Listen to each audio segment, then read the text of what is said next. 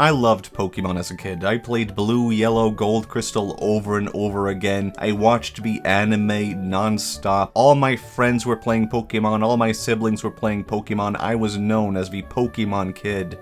But by the third generation, I'd fallen out of it. I played Emerald very briefly and felt, nah, I've been through all this before, and this is just the same thing again. I'm done. So past that, my experience with Pokemon games has been brief, save for Pokemon Black, which I played for a bit, enjoyed, but never finished. However, after buying my first Switch, I had an urge to try Pokemon again. I felt I was past it, but Pokemon had nonetheless played a huge part of my childhood, so of course I was curious. And now I've played the mainline Pokemon games on the Switch, and I have thoughts, most of which come down to, oh my god, I love Pokemon again. I think now is a great time for anyone to get into Pokemon, whether that's your first time or whether you haven't kept up with it since you were a child, because right now there's more Pokemon media available than I could have ever imagined as a kid. And these games have gotten a lot of flack and criticism, especially compared to the DS and 3DS era, but I missed out on most of that. So, although Pokemon Scarlet and Violet had just come out, it had this kind of weird look to it, and I've just never been into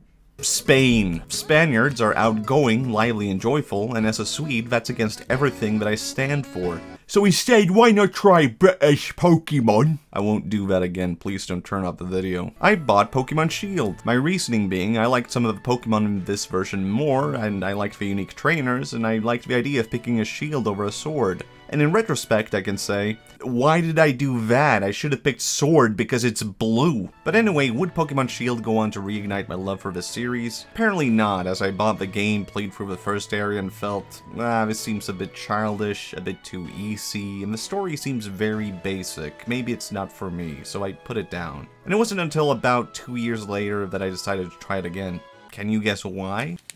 Yep, I got into gambling. I found a card shop here that sold Japanese booster packs of Pokemon cards, and I couldn't help myself. I didn't have a Pokemon card collection anymore, but these cards were new and Japanese. It felt like something different from before. It was fun to occasionally visit and get some cards for the cheap, and get some kind of childhood nostalgia out of these old characters. Whoa, holy moly. Look at that. See, this is what I'm talking about. I like the art.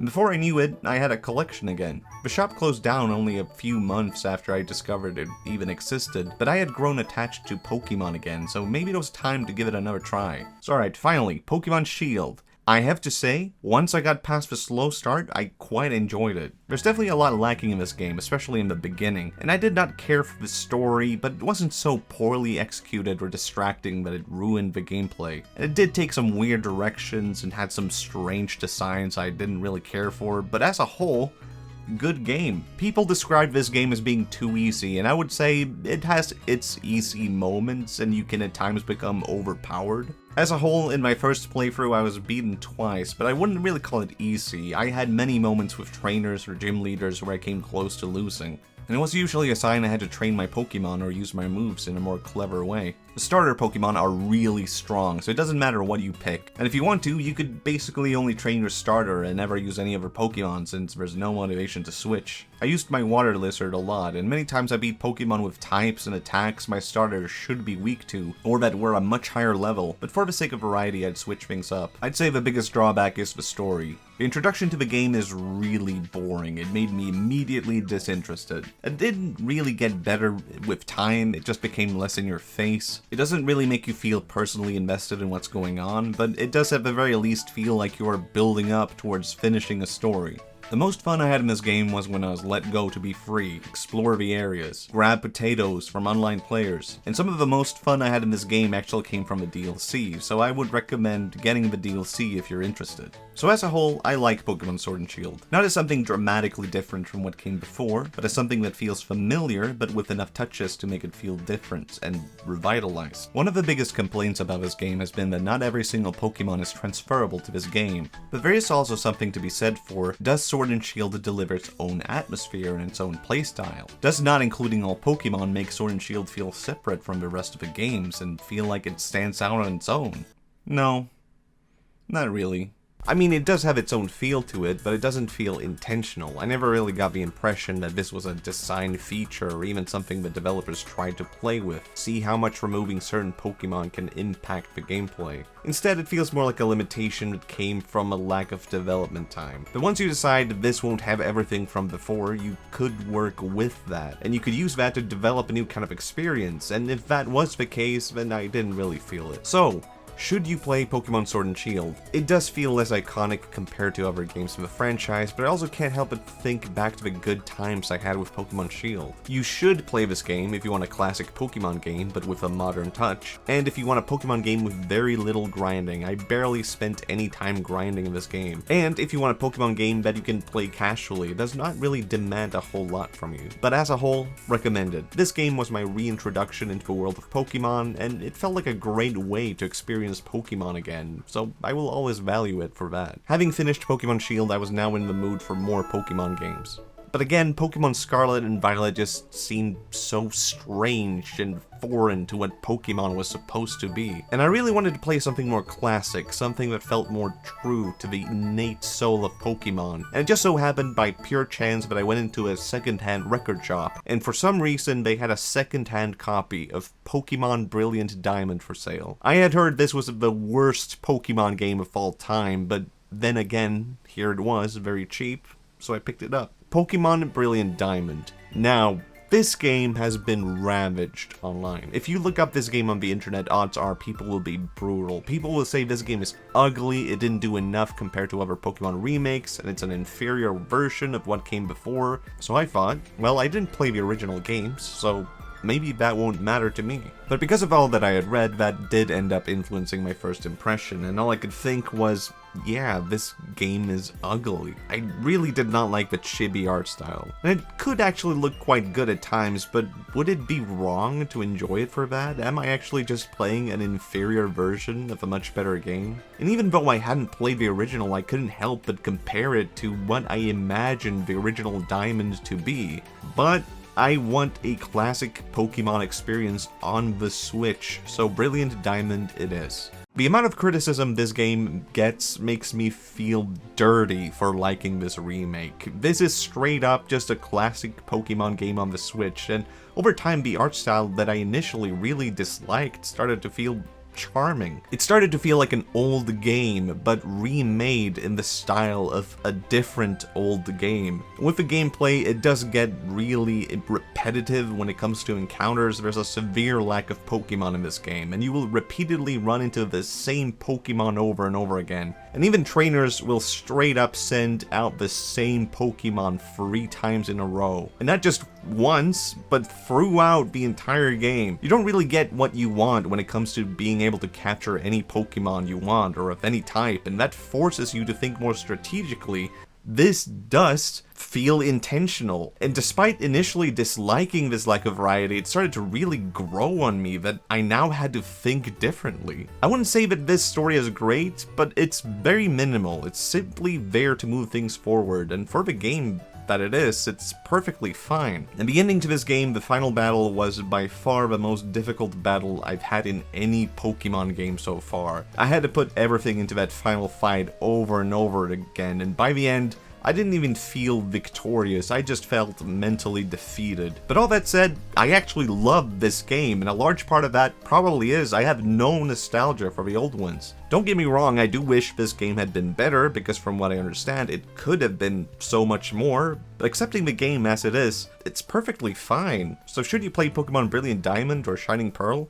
Yes, if you want a purely classic original Pokemon game that is easily accessible on your Switch, then this is your best choice. But no, if you have strong nostalgia for the original games, you probably won't find what you're looking for here. But as a whole, I recommend it. One game that stood out particularly to me after Brilliant Diamond was Arceus, because for one thing, this is set in the same region as Diamond and Pearl, but 100 years before, and this region is based on Hokkaido, a region which I very much enjoy. It's like Sweden, but in Japan. This is so far my favorite Pokemon game of all time. As a fan of Japanese culture and history, the aesthetics hit me on a personal level. It's a game that I keep coming back to and replaying over and over again simply because it's so atmospheric and chill that I just want to live in this world and partake in it a bit longer. Not without its flaws, the introduction to this game is about an hour long, and I could very easily see someone giving up this game because of that. Someone playing through this part will probably feel, wow, this is slow and boring, and then they give it up forever. But once you are set free, it's just great. I think the areas are really beautiful, not always at their best, mind you. There definitely is a lot of this game that's just mountains and muddy or nothing, but the atmosphere in this game is the saving grace. Nature is not always beautiful or picturesque, and this game helps capture a more wild feeling. I would not say that this story is boring. I think the story is quite good. However, it does suffer. The dialogue can feel really disjointed because it either goes on for way too long or feels like something that has poor pacing. But this is by far my most highly recommended Pokemon game because it feels like something that anyone could get into. It's an excellent choice for anyone whether they know nothing about Pokemon or they want to re-experience the franchise in a completely fresh way. Should you play Pokemon Arceus? Yes. If you want Pokemon with an open world twist, go for it. And yes, if you want to play something feeling fresh, not just the classic Pokemon formula. But no, if you hate open world games. You could play this very straightforward, but you probably won't like this one. Pokemon Let's Go Eevee Pikachu. This is a remake of Pokemon Yellow, but I didn't really consider this to be a true remake when I first saw it, more like a gimmicky spin-off thing.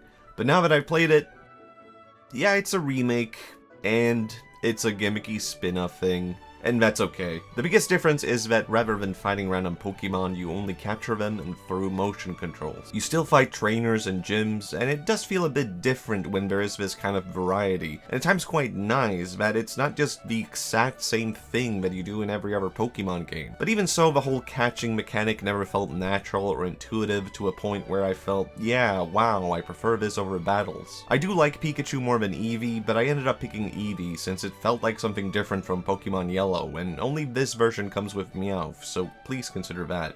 But I basically only consider this game to be playable in handheld mode. For some reason, on TV, you can only play this with one single handheld Joy-Con, or with a Pokeball accessory, and either way, it just sucks. It's not fun. Throwing a ball is all over the place, and even when it works, I don't go, wow, that was worth it. But playing it in handheld mode, it's way more comfortable, and throwing a ball does not feel like a hassle. So should you play Pokemon Let's Go Eevee / Pikachu, you can skip it. It doesn't really feel like a true remake, but it is different enough to make you feel like you're experiencing Kanto in a different way. If you're looking for typical Pokemon gameplay, then this is not your game. And what makes it different is not really good enough to stand out on its own. It wasn't really a game that I felt captivated by, more like, oh yeah, that's a thing. Here's something that can fill out my Kanto region Pokédex, or something I can pick up every now and then because I could go for something more mindless. But as an occasional thing, it's fine. So, finally, Pokemon Scarlet and Violet.